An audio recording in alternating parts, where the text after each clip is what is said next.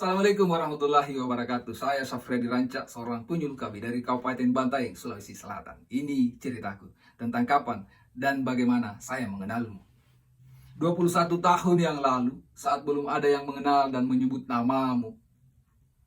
Di jam istirahat sekolah waktu itu, di saat kantin, ramai riuh keluar masuk para siswa dan siswi.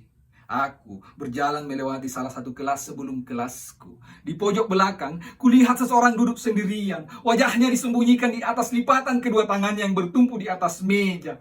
Aku mengenalnya. Kuhampiri dengan maksud menyapa. Tapi semakin dekat langkahku, semakin terdengar isaknya. Benakku meraba. Mungkinkah dia menerima bulian lagi?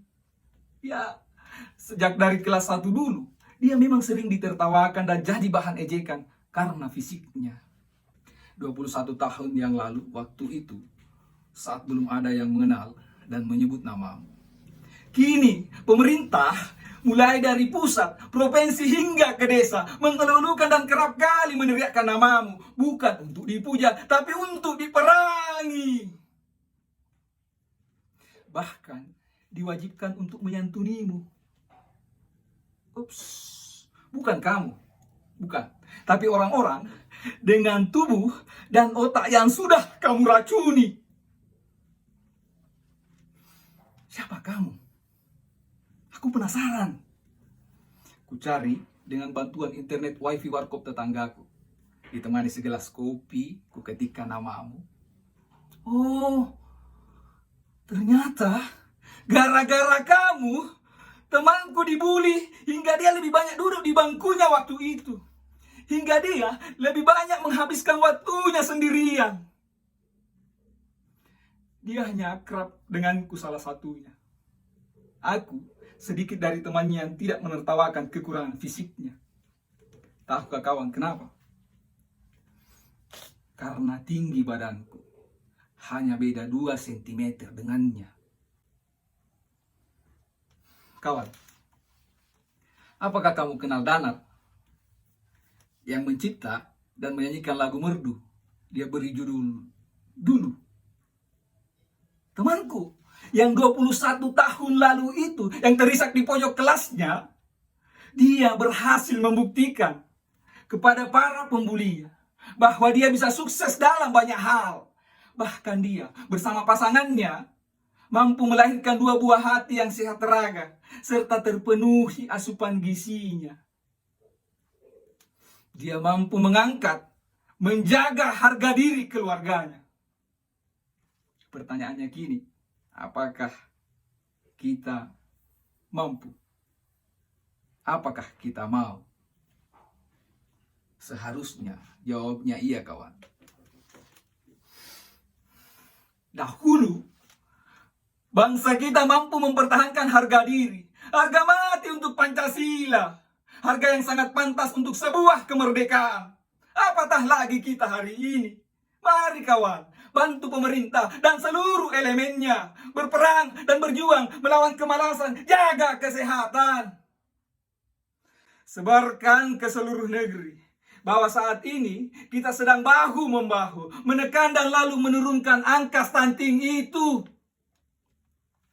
Jangan lagi ada bayi-bayi yang lahir, kawan, tanpa cukup nutrisi. Jangan lagi ada anak-anak yang tumbuh, kawan, tanpa asupan gizi. Setelah kekenang 21 tahunku yang lalu, aku punya kisah baru. Kisah yang membuatku cemas dan malu.